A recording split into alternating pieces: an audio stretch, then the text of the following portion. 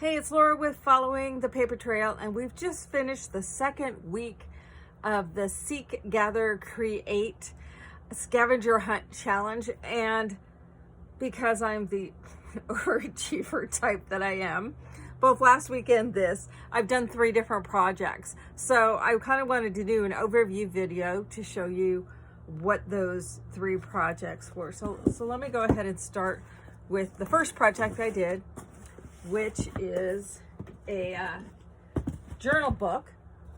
It's just the cover of the book and the basic setup.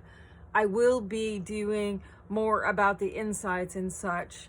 And that's going to start out to where that's over on my Patreon site. And I have a link in my my bio profile, I guess it is, with a link to my Patreon site. So that's where it's going to start out and live for a few months, and then I'll move it over onto YouTube.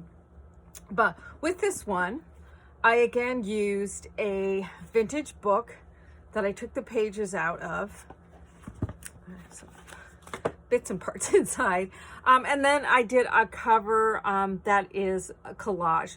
Now, the items that we were seeking and gathering with this week was a postmarked stamp, something with a number, something from a magazine, and something written by somebody else. So that was those 4 items. With this challenge, each of the 4 of us that are hosting it have picked an item for each week, and then we combine those, each person's item, to come up with the 4 things that we combine onto the projects. So I've also used my detachable signature binding, and with this one I've done it with, let me see if I can get it to where, I don't know if that's going to focus right, but these are little hooks and eyes that I've then stitched on to this center panel that's attached to the spine, but it makes it so that it's easy to remove the signatures from the inside so that you can work on them and put them back, which is the way I like to work in a journal type book with signatures versus pages. So with this book, then I have just regular signatures inside. But these pages are made from magazines. And since one of our things to find was using a magazine, and I did. I used this out of a Asian quilting magazine. So it's written, I think it's in it's a Japanese magazine, so it must be in Japanese. So it says quilt stuff. But I took pages from my magazine, and to create the pages, what I did is I took a magazine. I'm using up some of my old quilt magazines. So I took an individual page, and then I took some newsprint because I didn't like the words all showing through just plain white gesso. I did a couple of them where I did white gesso on both sides. Paper's a little thin for me, and I wasn't really pleased with how much showed through, and I really didn't like it when I did 2 coats of white. So what I did is I just used some matte medium, attached my magazine page down to a piece of just basic plain newsprint, nothing fancy. You could also use deli paper, or for that matter, just copier paper. But I attached it to some paper. And then on one side of the page, I did it in with black, the side with the magazine paper. I did it with black gesso. And then on the side with the newsprint, it could have stayed plain if I wanted it, but I went ahead and did my white gesso on that side so that all of my pages have black on one side and white on the other. And this is going to be an art journal where I will be doing more artsy kind of pages. So I liked having the white and the black. Then I also have some Citrusol pages in here where you take a National Geographic, and it pretty much has to be a Natural Geographic.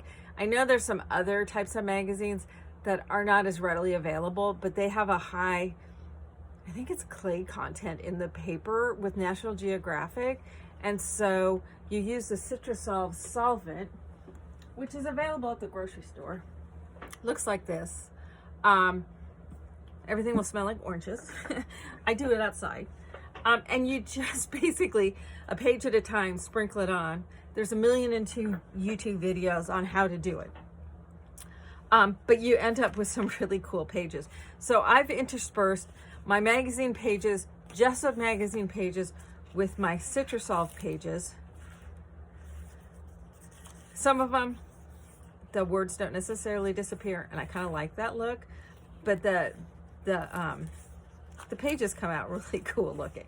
So each of my signatures has multiple black sections, white sections, and then has the Citrusolve in there as well. So that's what each of my signatures looks like. And then what I've done on this one is something a little bit different, is I've added to my signatures, I've added a jacket. And the jacket is, like any good jacket, removable. So when I remove my signature, so I've taken my signature out, I can also take the jacket off. It's on there. Whoops, don't have those attached down yet. So the jacket is removable, fits around my signature. That now this is using my my detachable binding method for signatures. And I have a whole video. I'll put the video in the link or in the profile for this video to the YouTube video where I've used this binding. But so you can add a signature jacket to any signature. I've added to all. I've got 4 signatures in it here. I've added 4 to each. What I'm doing on each one of these jackets is I've got a pocket using a coffee dyed time card, and then I have an envelope flap on the inside just to add some extra stuff. So I've got my coffee dyed time cards here, and I have the envelopes set in. I haven't started working on the inside of this yet. So then that just attaches in, and with my hooks and eyes, which I've got this on elastic pieces, and I made it so they came out nice and tight. And then I just sewed on the hooks and eyes onto each one. And so then that gives this kind of very, and once I get them all in there, you can separate them all out. But it gives a very cool spine onto the book. So on this one, I had this old piece of envelope that I wrapped around the spine to the back. But it kind of gives a kind of a cool feel to it. And then it's fun having the signatures inside with this pop. This is a great way to add a pop of color. But it's also a great way just to add some extra space without taking up a lot, and they aren't permanent and sewn in, so they can totally be removable. So that's the book. I will have further instructions about the binding, also about the jackets, and I'll be also showing videos of completing the inside of this one over on my Patreon site. And my as I said, my Patreon is linked into my profile, excuse me, on Instagram, and my website, and Facebook. And I will also put it in my in the description for this video. All right, so after I did the book, and I've kind of got a little bit of an Asian theme going on this week, then in my journal page, again, we were using something from a magazine, something with a number, a canceled stamp, and something written by somebody else. And so again, I have a little bit of the same ledger page, which was written in 18 something. So I used the leftover pieces I had from the book cover in here with that. I have a clear number, and I have all sorts of photos from inside a more architectural magazine, because I have quilt magazines and I have design magazines. For those of you who don't know, I worked for close to 20 years as an architect. My education, I have a bachelor's degree in interior design and a master's degree in architecture. So having, interior design, architecture magazines around, that's what I have. And so that's what I used on this. In fact, I've been coveting this stamp for quite some time, and it seemed the appropriate place to use it is I have a Frank Lloyd Wright stamp that I used here. But this one has a tissue that I put into the back. I did some texture paste stencils of kind of a botanical, and then just played with layering of very geometric-y type shapes with my magazine pieces and the ledger page in there, and then also did some bits and pieces with the some vintage book pages. So I just was going for a very calm, kind of zen kind of feel with this, and I'm really pleased with how it came out. I meant to put a 2 because I'm using the number 2 on everything for second week, so I have to pop this one off there and put a 2 there because I'm going to be doing 3s on next week. So it was like, wait a minute, that's a 3. It's supposed to be a 2. So anyway, that was my journal page for this week. And then yesterday or last night, I finished off my assemblage piece, because I'm basically doing a book, a journal page, and then some sort of an assemblage as well. So this is on a canvas. Now, the photo I have of this, I added some little gold speckles that I stenciled onto the background because it just kind of looked kind of flat without it. I'm so much happier with it. And basically what I was trying to go for is kind of a hanging mat kind of thing. This is kind of a, what do they call it? A tsunami mat, or that's totally not what it's called, but it's that mat made out of kind of grass type, woven grass. So that's what's here in the background. Here's some photos from those Japanese quilting magazines. So I brought those in. This is an image from a Stamperia paper. Here is a vintage postcard with Japanese writing, as well as a postmarked stamp on it. My friend Joy, who is of Japanese descent, I got extra points for this because I have the cricket on there, which is a symbol of good luck and good fortune in Japanese culture. So she gave me points for that. And then I have this, I don't even know, I've had this for a million years now. I don't even know what, I think it's stone, but it's carved with, and I wish I knew what that said. And then there's this ivory bead with a butterfly on it. Now this metal spoon is from a set of iced teaspoons that I can remember for as long as I can remember. My uncle, who lived in Chicago, used to work for Motorola, and he would go to Japan on a regular basis. Well, we lived in Alaska at the time, and he would, there would always be a stop off in Anchorage, because back in those old days, they didn't have direct flights to Japan. They had to stop off in Anchorage for refueling and such. So, and every like third or fourth trip, he would stay for a day or two, and he'd always bring something back, bring something for my mom and I both. And so I just remember these iced teaspoons that he brought from Japan forever. So I decided to use one on here.